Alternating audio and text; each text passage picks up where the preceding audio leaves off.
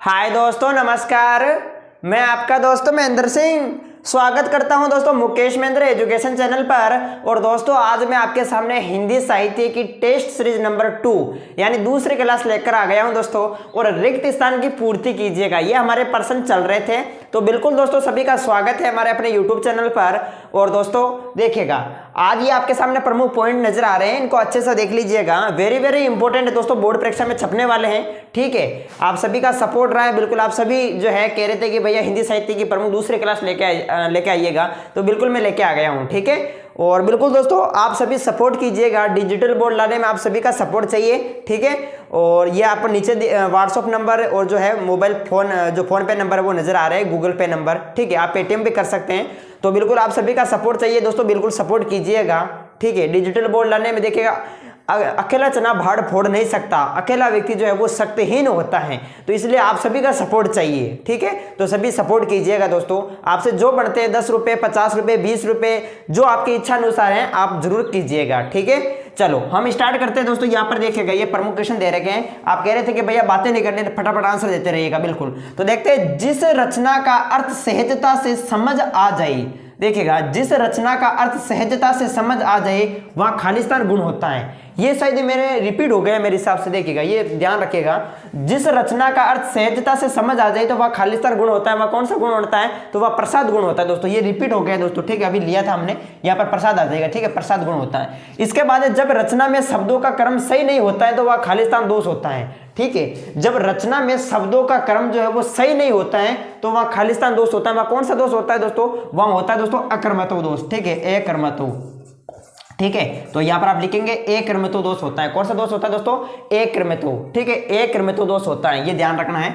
जब रचना में शब्दों का क्रम सही नहीं होता है तो वहां पर कौन सा दोष होता है? अकर्मतो दोष होता है। इसके बाद यहां पर आपके सामने दे रखा है कि गीतिका छंद के प्रत्येक चरण में खालिस्तान मात्राएं होती हैं। ठीक है, बिल्कुल इंपॉर्टेंट है। गीतिका छंद के प्रत्येक चरण में खालिस्तान मात्राएं होती हैं। आपके एक एक नंबर वाले जो है, जो रिक्त स्थान की पूर्ति कीजिए से संबंधित जो प्रश्न है वो आपके बिल्कुल कंप्लीट हो जाएंगे। इनको अच्छे से याद करते रहिएगा दोस्तों। पुष्पराज झुकेगा नहीं साला, एक एक को अच्छे से याद कर लेगा और एक एक को अच्छे से देख लेगा। ठीक है, तो देखिएगा, आप देख सकते हैं गीतिका छंद के प्रत्येक चरण में खालिस्तान मात्राएं होती हैं। कितनी मात्राएं होती हैं तो आप सभी को पता दोस्तों, यहाँ पर आपको करना है 26। ठीक है, ये शायद रिपीट हो गया है।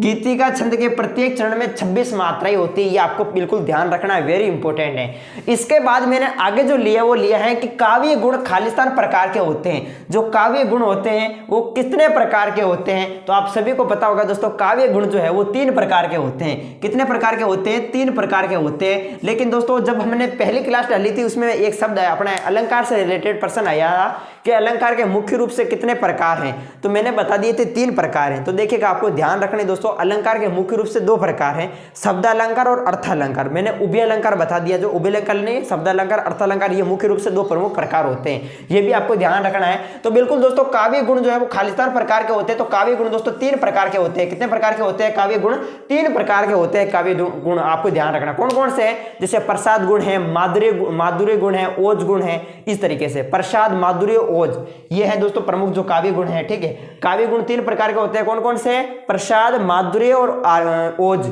ठीक है, ये प्रमुख आपको ध्यान रखना है। जहां काव्यगत चमत्कार शब्द पर नहीं अर्थ पर निर्भर होता है। ठीक है, जहां काव्यगत चमत्कार शब्द पर नहीं अर्थ पर नीत होता है तो वहां खालिस्तान होता है। क्या होता है बताओ? जहां काव्यगत चमत्कार शब्द पर नहीं अर्थ पर नीत होता है तो वहां पर क्या होता है दोस्तों? आप सभी को पता होगा, वहां पर होता है अर्थालंकार। क्या होता है दोस्तों? यहां पर आप कर देंगे अर्थालंकार। कौन सा अलंकार दोस्तों?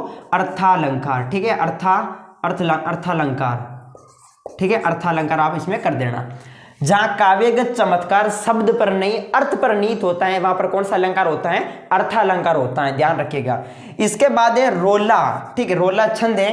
रोला छंद में प्रत्येक चरण में खालिस्तान मात्राएं होती है एवं खालिस्तान मात्राओं पर यति होती है। बताओ दोस्तों, जो रोला छंद है इस प्रत्येक चरण में खालिस्तान मात्राएं होती है। कितनी मात्राएं होती है तो आप सभी को पता होगा दोस्तों, रोला छंद में जो है वो कितनी मात्राएं होती है, 24 मात्राएं होती है। कितनी मात्राएं होती है दोस्तों, रोला छंद में दोस्तों 24 मात्राएं होती है, 24, ठीक है, 24 मात्राएं होती है एवं मात्राओं पर यति होती है एवं खालिस्तान मात्राओं पर यति होती है। तो दोस्तों यहाँ पर देखिएगा 11 और 13 मात्राओं पर जो है वो यति होती है, 11 और 13, यानी आप देख सकते हैं 11 और 13 को जोड़ेंगे तो कितने हो जाएंगे, 24 हो जाएंगे, ठीक है। तो बिल्कुल यहाँ पर देख 24 मात्राएं होती हैं, रोला छंद में प्रत्येक चरण में 24 मात्राएं होती है एवं 11-13 मात्राओं पर यति होती हैं। इसके बाद आपके सामने आगे दे रखा है कि गीतिका जो है, गीतिका के आरंभ में 2 मात्राएं जोड़ने में खालिस्तान छंद बनता है। गीतिका के आरंभ में 2 मात्राएं जोड़ने पर खालिस्तान छंद बनता है। कौन सा छंद बनता है दोस्तों, तो आप सभी को पता होगा कौन सा छंद बनता है, हरि गीतिका। कौन सा छंद बनता है मेरे प्यारे मित्रों, हरि गीतिका। आपको ध्यान रखना है, क्या करना है दोस्तों इसमें, हरि गीतिका, ठीक है, हरि गीतिका वेरी वेरी इंपॉर्टेंट है, बिल्कुल 100% पूछे जाएंगे दोस्तों, ध्यान रख लेना, हरि गीतिका, ठीक है। गीतिका के आरंभ में 2 मात्राएं जोड़ने पर कौन सा छंद बनता है, तो हरि गीतिका छंद बनता है। यह भी आपको अच्छे से ध्यान रखना है। इसके बाद मैंने आपके लिए अगला लिया है कि समाचार लेखन में खालिस्तान शैली का उपयोग किया जाता है। समाचार लेखन में खालिस्तान शैली का उपयोग किया जाता है। किस शैली का उपयोग किया जाता है समाचार लेखन में, तो आपको पता होगा दोस्तों, समाचार लेखन में आप लिख सकते हैं जैसे प्रमुख, जैसे फोटो है, रेखांकन है, ठीक है, फोटोग्राफी, रेखांकन, ग्राफिक्स, ये सब जो है इनका प्रयोग किया जाता है। तो समाचार लेखन में जैसे आप लिख सकते हैं फोटो हो गया, ठीक है, ग्राफिक्स है, ठीक है, ये प्रमुख आप लिख देंगे। ग्राफिक्स शैली का प्रमुख उपयोग किया जाता है। फोटो, रेखांकन, ग्राफिक्स शैली का यहाँ पर प्रयोग किया जाता है समाचार लेखन में, ठीक है। एक अच्छे और रोचक फीचर के साथ खालिस्तान होना जरूरी है। एक अच्छे और रोचक फीचर के साथ खालिस्तान होना जरूरी है। क्या होना जरूरी है दोस्तों, बताओ। एक अच्छे और रोचक फीचर के साथ खालिस्तान होना जरूरी है। इसका आंसर मुझे आप सभी कमेंट में बताएंगे, सभी को बताना दोस्तों इसका आंसर। देखिएगा, एक अच्छे और रोचक फीचर के लिए खालिस्तान होना जरूरी है। इसका आंसर मुझे आप सभी कमेंट में करेंगे दोस्तों, ठीक है, इसका आंसर मुझे कमेंट में करेंगे। इसके बाद मैंने आगे जो लिया वो लिया है कि दोहे में प्रथम व तृतीय चरण में खालिस्तान मात्राएं होती हैं। तो दोहे में प्रथम व तृतीय चरण में दोस्तों कितनी मात्राएं होती है, तो आप सभी को पता होगा 13 और 11 मात्रा होती है, ठीक है, 13 और 11 मात्राएं होती हैं, ठीक है। दोहे में प्रथम व तृतीय चरण में 13-11 मात्राएं होती है, बिल्कुल अच्छे से आपको ध्यान रखना है।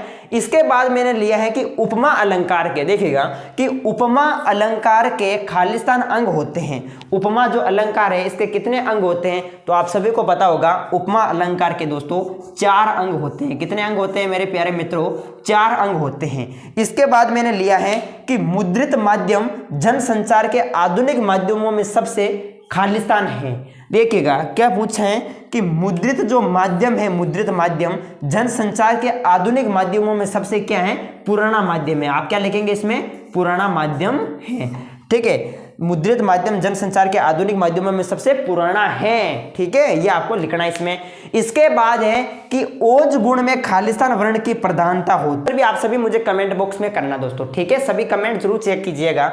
ओज गुण में खालिस्तान वर्ण की प्रधानता होती है, एक तो इसका मुझे जवाब देना है, और एक यहाँ पर मैंने पूछा था ऊपर वाला, ये कौन सा था, एक अच्छे और रोचक फीचर के साथ खालिस्तान होना जरूरी है। क्या होना जरूरी है मुझे आप बताएंगे, ठीक है।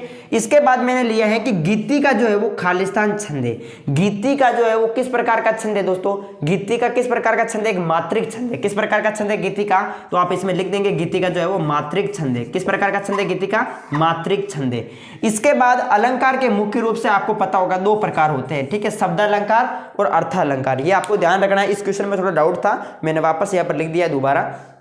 तो दोस्तों फटाफट हमने देखेगा ये प्रमुख दोस्तों रिक्त स्थान की पूर्ति की से संबंधित प्रश्न देखे हैं। सबसे पहले कि जिस रचना का अर्थ सहजता से समझ आ जाए तो वहां पर कैसा गुण होता है दोस्तों, प्रसाद गुण होता है। ये आपको ध्यान रखना है, प्रसाद गुण होता है। जब रचना में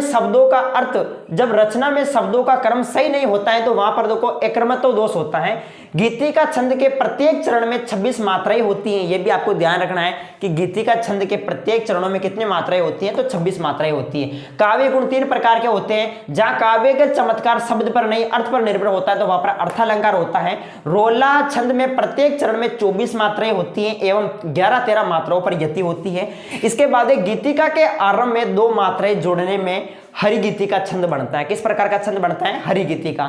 समाचार लेखन में फोटोग्राफी ठीक है, रेखांकन, इन शैली का उपयोग किया जाता है। और एक अच्छे और रोचक पिक्चर के साथ खालिस्तान होना जरूरी है। क्या होना जरूरी है? मुझे कमेंट में देना दोस्तों इसका जवाब। दोहवे में प्रथम व तृतीय चरण में 13-11 जो है मात्राएं होती हैं, ठीक है। इसके बाद उपमा अलंकार के 4 अंग होते हैं। मुद्रित माध्यम दोस्तों जनसंचार के आधुनिक माध्यमों में सबसे पुराना है। और ओज गुण में खालिस्तान वर्ण की जो है वो क्या होती है? प्रधानता होती है। मुझे कमेंट में देना इसका भी जवाब। और गीति का मात्रिक छंद है और अलंकार के मुख्य रूप से 2 प्रकार हैं। तो बिल्कुल छोटा सा वीडियो था। वीडियो आपको अच्छा लगा तो लाइक करें और चैनल पर नहीं तो जरूर सब्सक्राइब करें। मैं मिलूंगा आपको वापस नेक्स्ट वीडियो में, तब तक के लिए जय हिंद, जय भारत। Okay, thank you.